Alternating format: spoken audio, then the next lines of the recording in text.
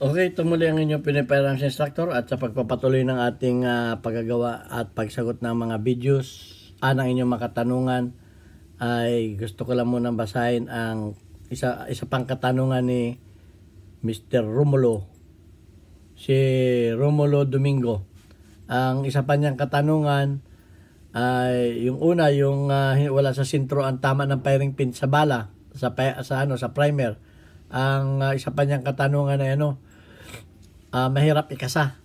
Okay, kung kayo magtatanong, sabihin niyo kung anong kuan yan, kung anong model at anong brand ng baril ninyo. Okay, bago natin yan sagutin, ay gusto ko lang muna ipaalam sa mga bago pa sa aking YouTube channel, huwag ninyo ako hanapin sa Pilipinas sapagkat ako ay dito nagtatrabaho sa Kuwait sa Medin Shooting Range. 20 years na po ako nagtatrabaho dito at hindi ninyo makukuha ang aking serbisyo sa Pilipinas. Okay, at ngayon din doon sa mga nag-ano sa akin, tatanong, nagpapaturo sa Messenger. Hindi po ako nagtuturo sa Messenger. Dito lang kayo magtanong sa mag-comment sa ating YouTube channel. Okay?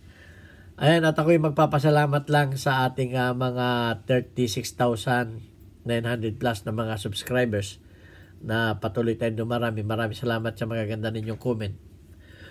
At maraming salamat sa mga silent viewers na hindi nag-skip ng ads sapagkat tayo isang charity vlogger. Meron tayong 6 na estudyante na tinutulungan, na pinapag-aral, anak ng mga single parent, dahil tayo ay wala nang pinapag-aral na anak, graduate na sila. At tayo ay gumawa ng YouTube channel para yung kinikita nating YouTube channel ay itulong sa mga bata na anak ng mga single parent. 6 lang po sila. Hindi pa po tayo makapagdagdag dahil kulang pa po ang kinikita natin sa YouTube channel, sa ating YouTube. Kaunti pa lang po, kulang pa dun sa 6. So, papasalamatan lang natin yung mga sponsor natin na nagpapadala ng pagmamahal sa 6 na estudyante natin. Na kaya nga tayo ay may GCash number dito sa ating likuran.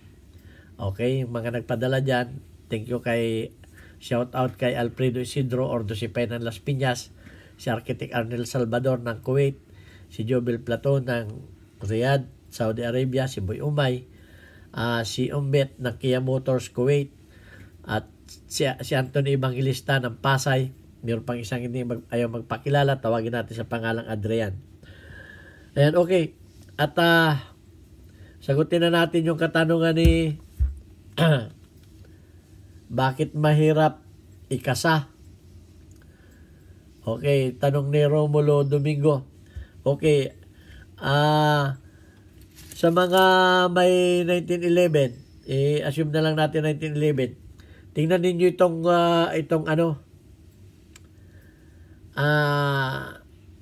dapat nasa 23 pounds ang inyong mainspring. Okay? 23 pounds ang inyong mainspring. Tinuruan ko na kayo kung paano sukatin ang inyong mga spring. Okay? Hindi ko na tuturo sa inyo ngayon dahil ituro ko na. Hanapin na lang ninyo sa aking mga video kung paano pagsukat ng lakas ng mga spring. Pangalawa, tingnan ninyo kung yung inyong recoil spring ay hindi lalampas ng 16 pounds. Okay, pag yan ay mahigit pa sa 16 pounds, mahirap nang ikasayan yung mga recoil spring ninyo. Okay, at ang pangatlo ay kung kayo ay magtatanggal nitong housing ng mainspring, may plunger sa loob yan na tinatamaan itong dulo na to. Okay? Yung dulo nito, ito, tumatama doon. Pag yung dulo niyan ay sa gilid nakalagay, dahil yun ay may lubog yun, may lubog.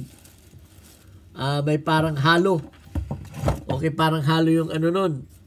Yung, hanap tayo ng sample dito. Yung tinatamaan nun ay parang may buta sa gitna na hindi naman diretso. May sintruhan siya. Pag yan ay nasa gilid, pag nasa gilid yan ay itong inyong hammer ay mahirap ibaba. mahirap tutukod yung inyong spring. Okay? Tutukod yan, mahirap. Kaya pag ito yung matras, ay mahirap ikasa. Dahil nga ito ay may tinutukuran ito. Yun ang isa pang ano niyan. Ito ay, titingnan ninyo ito kung may laro ito. Ayan o, may laro na ganyan. Dahil kung walang laro yan, ibig sabihin yan ay, ito ay nakatukod. Nakatukod ito, wala ito sa sentro. Okay, so, ayun ang mga palatandaan dyan. Na, una, sukatin ninyo ito, 23 pounds. Ang mainspring. Ang recoil spring ay 16 pounds ang maximum. Okay? 16 pounds. Kung natitigasan kayo sa 16 pounds, meron naman 14 pounds. Magpalit din kayo. At ang importante ito, kung yan ay may laro na ganyan. Pag yan ay walang laro na ganyan, ay baka tukod o titinan ninyo kung naka-bevertil yan, baka bumabangga naman yun dito. At kasi dadaan yung slide dyan, kinakailangan yan ay bababa ng konti. Bababa ng konti yan. At kung yan ay nakatukod, ay siyempre mahirap kasi yan. Hindi yan lalampas, mahirapan na kayo. Sa una lang malambot yan, pero matigas na.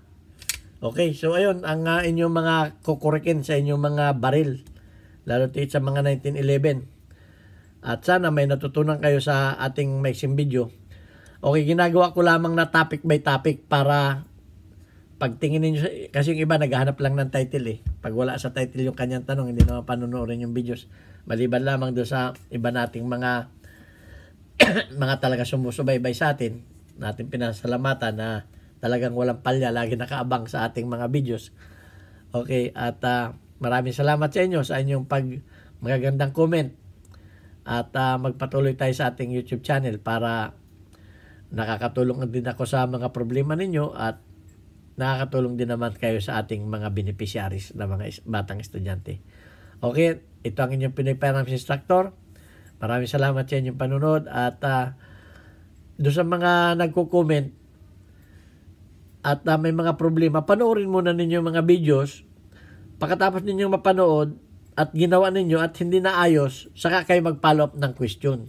Hindi yung itatanong ninyo yung sagot ay nandun na sa videos. Hindi ko alam kung pinanood ninyo o may ginawa na kayo. At i-explain din ninyo kung ano ang ginawa na ninyo para alam na natin kung ano naman ang sunod na ano. Napakahirap pang magturo kung hindi naman nakikita natin yung baril. Nagre-relay lang ako sa inyong mga tanong. Kaya dapat yung mga tanong ninyo ay kompleto. Lalo tigit yung mga nagtatanong, wala namang model, wala namang brand. So, tayo ay nagiging manghula. Okay, ito ang inyong Pinoy Finance Instructor. Nag-asbit din naman. Maraming salamat sa inyong panonood. God bless us all. Thank you very much.